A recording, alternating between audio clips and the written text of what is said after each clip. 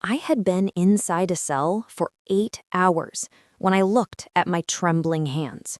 Hands that save lives every day as a doctor. Hands that my own mother swore, in a police report, had violently assaulted her. She told the police I had pushed her against the wall, pulled her hair, and threatened to kill her. All lies. Every single word. But there I was, detained, being treated like a criminal while she was probably at home watching her soap operas as if nothing had happened. The worst part? She did this because I said no. Just no. No to emotional blackmail. No to control. No to one more manipulation. So she decided to destroy me in the cruelest way possible. What she didn't know is that the truth was recorded.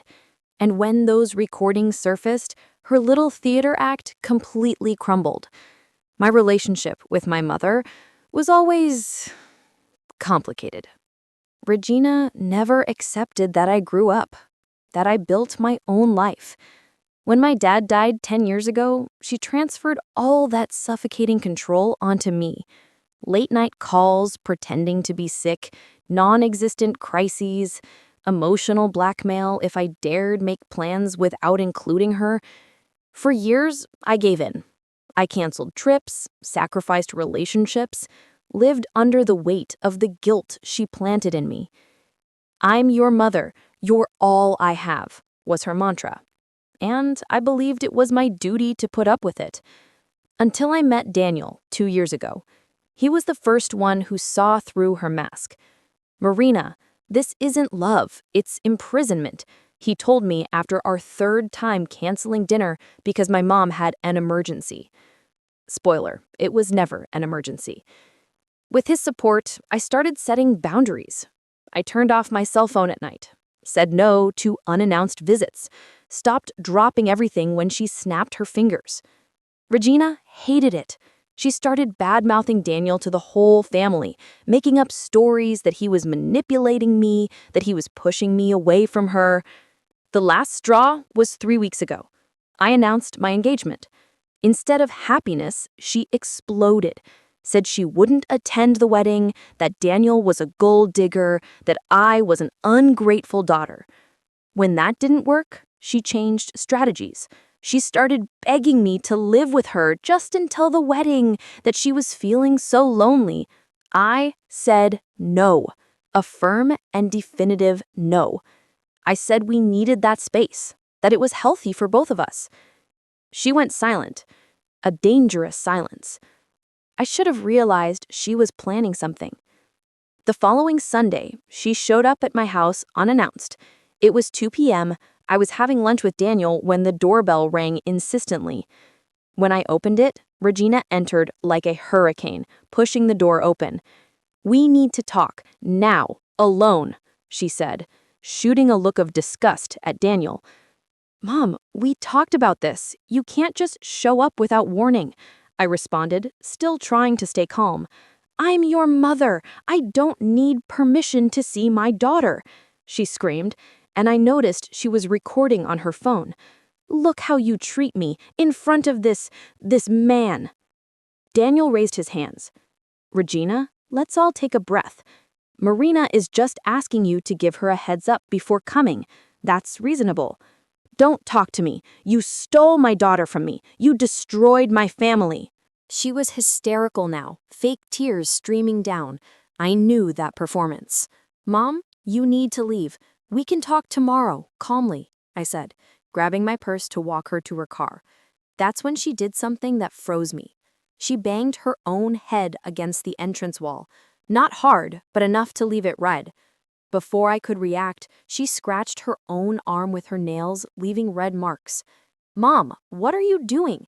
I screamed, trying to hold her hands. "Let go of me! Let go!" she yelled, struggling as if I were actually hurting her. Daniel tried to approach, but she became even more hysterical. I finally managed to calm her down. She left, crying, holding her scratched arm. "You're going to regret this, Marina. You'll see what it's like to lose everything." I thought it was just another drama. Another scene to tell her church friends about, painting herself as the victim.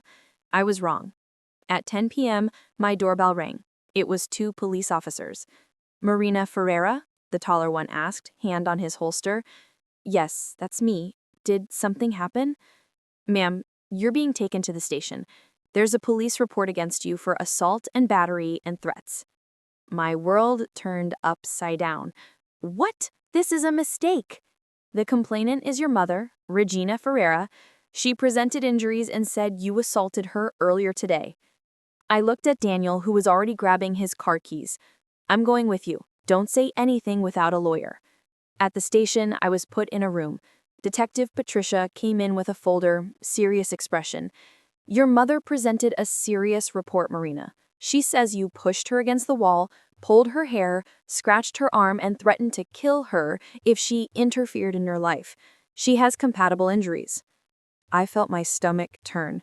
She lied. She did that to herself. I saw it. Can you prove it? Daniel was there. He saw everything. Patricia wrote something down. The fiancé. I see. But we have a problem. Real injuries, detailed report, tears. Your mother is very shaken. Because she's an actress. This is manipulation. Many assailants say that.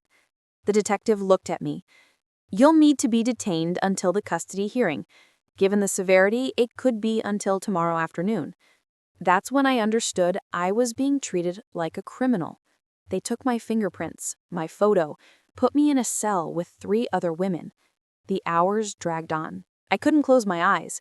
Every time I tried, I saw my mother's face, that cold smile when she left my house. She had planned everything. Daniel worked all night. At 6 a.m., he got something. When the detective came back at 10 a.m., her expression had changed. Marina, your lawyer brought something interesting. She placed a tablet in front of me. Your building has cameras. Cameras with audio. It was the footage from my apartment entrance. You could see everything. Regina entering aggressively, her banging her own head against the wall, scratching her own arm. Me trying to hold her, clearly to protect her from hurting herself more. This completely changes the scenario, Patricia said, and I saw anger in her eyes. Your mother committed false reporting, a serious crime. She really tried to frame me for something I didn't do, and almost succeeded. The detective closed the tablet. You're free. And now, we are going to have a serious conversation with Regina. When I left the station, after 12 hours detained, it was 11 a.m. Daniel hugged me tight. I was shaking all over, still processing that my own mother had tried to destroy me. 2 hours later, Regina was called to the station. Daniel insisted I go. You need to see this. You need closure.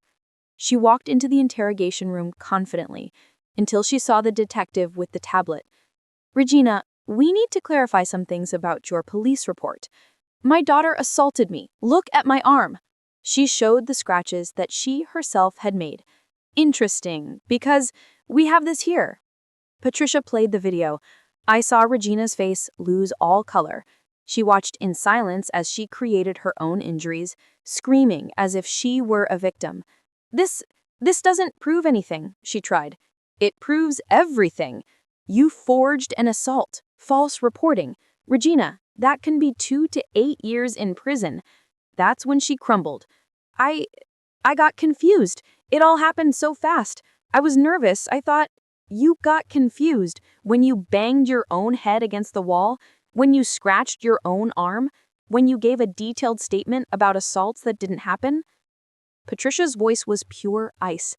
Regina looked at me for the first time. Was she expecting to see what? Pity? The desire to save her again? Marina, honey, you know I didn't mean to.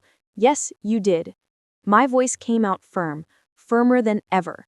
You wanted to destroy me because I said no, because I chose to live my life. I just wanted you to come back to me. That man pushed you away. No, Mom, you pushed me away. Years of manipulation, control, blackmail, and when it didn't work anymore, you tried to put me in jail. The detective was clear. Regina would face criminal charges. False reporting is no joke. She would have to answer for it in court.